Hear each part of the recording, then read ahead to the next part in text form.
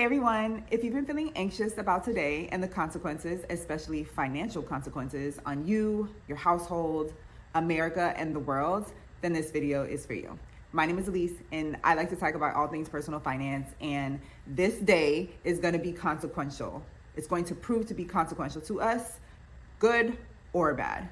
If it's good, then, financially, when things are good, all of the good tide will raise us.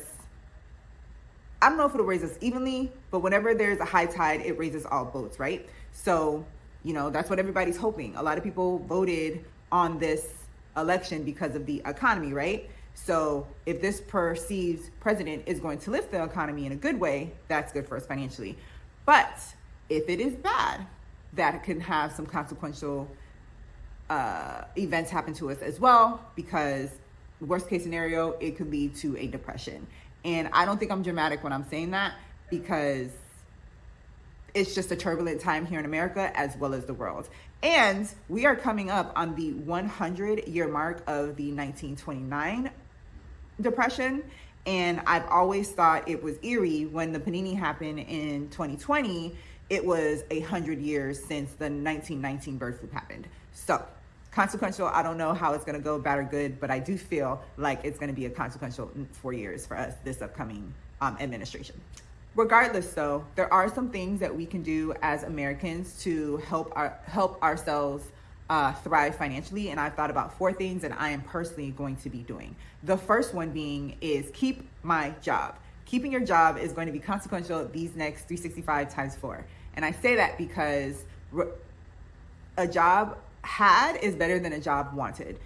So in keeping your job, whether it's good or it's bad, it's going to be pivotal for us to mentally get through the things that we need to get through the shifts on our job. And sometimes that means taking it shift by shift. And sometimes it's just a bad job that you can't stand, but you need the money. It's going to mean taking it hour by hour in that 7 to 8 hour shift. And I say that because the job market is tough right now.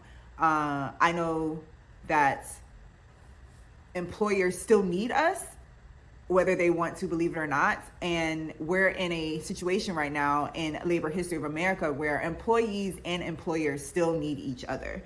The employees don't really like the employers, and the employers show the employees every day they don't really care about them either. Despite what I think the news says and social media says, they're still looking for good talent. So I think our job is to make sure that even though it seems like a daunting task to be looking for your job, just do it anyway, because if you're the only one doing it and a lot of people quit because they feel it's daunting, your chances are higher. So that's where, for us, it becomes an opportunity while we still have our job, because we're keeping our job.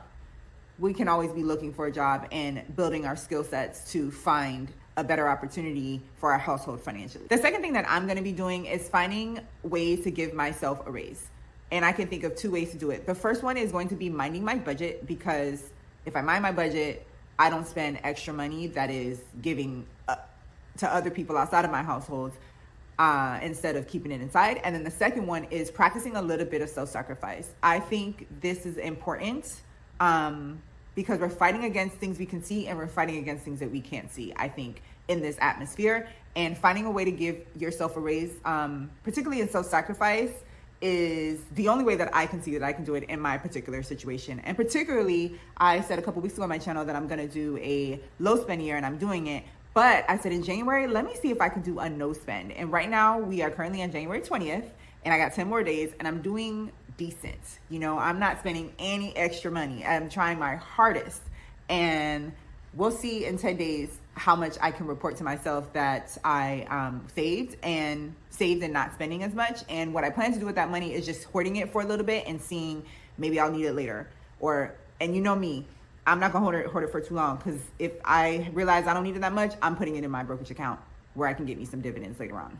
The number 3 thing I'm doing is keeping my eyes and my ears open for opportunity, because there's got to be opportunity at all times, right? As a positive poly that I am. Now, this incoming president that's coming in, he's a Republican. Republicans mean less oversight, right? So when I think less oversight government-wise, I think of things like oil. I think if you are a little bit more invested in oil companies, whether they be in ETF funds or in your 401k, which I think a lot of us have oil somewhere embedded in our 401k. So that's going to be a marker to look for over the next 4 years. If it's doing better, or if it's staying steadily strong against any impending financial disaster. Oil is projected to do well in this administration, right? Another thing that's projected to do well in this administration is cryptocurrency. Now, I don't like cryptocurrency, but I know I need to invest. Everybody's telling me, and I know, and I'm going to. I have decided 2026, God willing, I will, and I'm going to take 2025 to educate myself about it. I'm thinking I'm going to do like an ETF if I can find one, just to put my toe in the water. But things like that, these are opportunities. So even if they're not necessarily what you prefer, I think it's true that you have to look at the opportunity that is at hand, and sometimes dip your toe into it. You don't have to do a lot of it, but you can do some of it. And then honestly, if you don't want to do that, again, just find things that you can see that might be going in a better way that you normally wouldn't invest in. But because you are being diligent and talking to people and researching and looking at financial news, you might stumble upon something that can help boost you in these next 4 years and in perpetuity. The next thing that we can look into as far as opportunities are going and keeping our eyes and our ears open is the opposite side of the spectrum, is if we go into a really bad recession or even a depression. When I think about that, I think that assets are always going to be on sale. When I say assets, I mean businesses are going to be on sale. So if you ever wanted a business, this is the time to get your ducks in a row so you have something liquid to be able to scoop up a business when someone needs to sell their business and you can take it over. Homes are going to be on sale. Lord knows how the housing market is going to go. But if you and me have been stacking our coins or making sure there's extra income somewhat available to you, you can take advantage of it. Also, stocks are going to be on sale in the stock market, which is the easiest form of the three that I'm talking about, because you can buy that right in 5 minutes if you wanted to. When the market is red, that means it's on sale. We can scoop up a lot of stocks, a lot of dividend paying stocks, a lot of growth paying stocks. And that is 95% of the time going to boost us financially in these 4 years, but also into perpetuity. And then the last thing that I think I for sure am going to do is I'm going to read more. And I think it's important for us to read more because, and I mean with an actual book or an audiobook, because there's an attack of education going on in this country. And as much as I love YouTube, watching a YouTube video is not going to be enough. We need to read more. There's something about the mental connection of your brain muscle into the material that you're reading. It stretches us in a way that watching a YouTube video doesn't. And I think it's important that we read more about just finances and financial information, as well as other things like skill sets, maybe skill sets like psychology or sociology, or even fiction, to let your mind just wander into a world of wonder, right? It is important, I think, to keep us alert and keep us critically apt to what's going on around us. So I'm going to try my hardest to read a little bit more to kind of protect myself against ignorance, because that's what it is. If we are a country that no longer has education as important, which it looks like it's going that way, we're going to be an ignorant country. And that's not where any of us want to be, because knowledge is power, right? And if they're trying to take it away from us, we got to think about why. And that's pretty much all I have for this topic as far as like having our households survive financially in this next 4 years.